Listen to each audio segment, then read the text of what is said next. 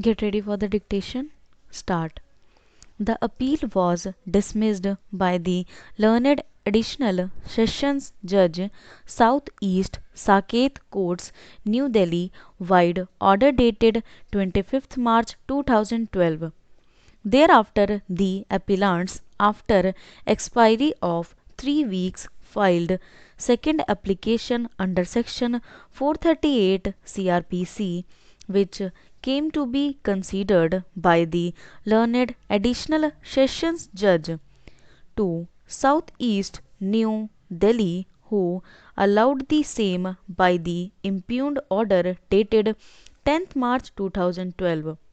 The aforesaid order was assailed before the High Court on two grounds. First, the accused person had misrepresented the facts and that there was no change in the circumstances, and second, the application for grant of anticipatory bail could not have been entertained by the learned additional sessions judge, for the first application was rejected by the learned additional sessions judge 6 South East Saket.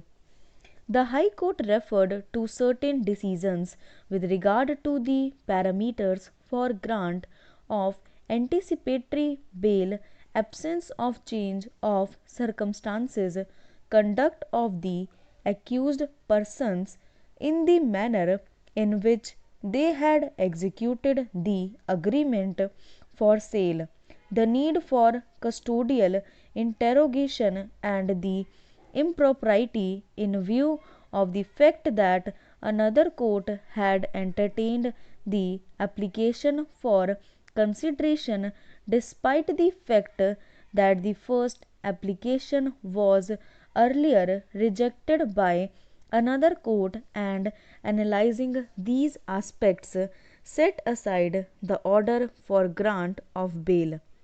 It is necessary to state here that the High Court has drawn a distinction between an order passed which is perverse in nature, inviting the wrath of impropriety, and a cancelling order of bail due to supervising circumstances after the grant of bail.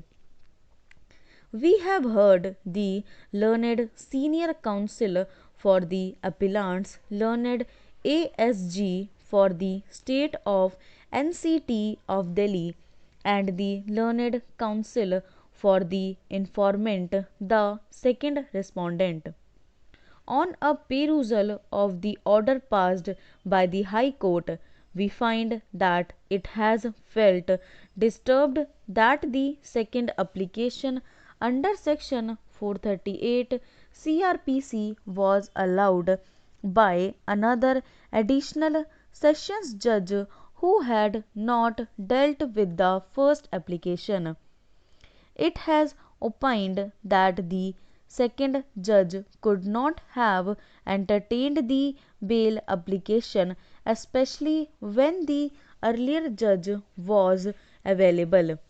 To elaborate, the additional sessions judge who has dealt with the matter on the first occasion had neither been transferred from the said court nor had he become incapacitated to come to court. Stop.